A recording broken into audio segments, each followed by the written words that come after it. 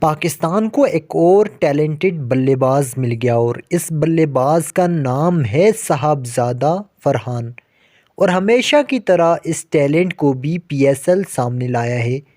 اور P S L کی team Lahore Qalandar کی جانب سے پی ایس ایل سیزن 9 کھیل رہے ہیں صاحبزادہ فرحان۔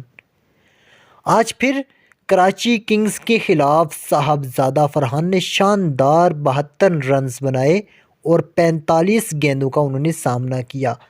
پی ایس ایل 9 میں اب تک صاحبزادہ فرحان لاہور قلندر کی جانب سے 4 میچز کھیل چکے ہیں اور ان 4 میچوں میں شاندار 3 ففٹیاں بھی سکور کر چکے ہیں۔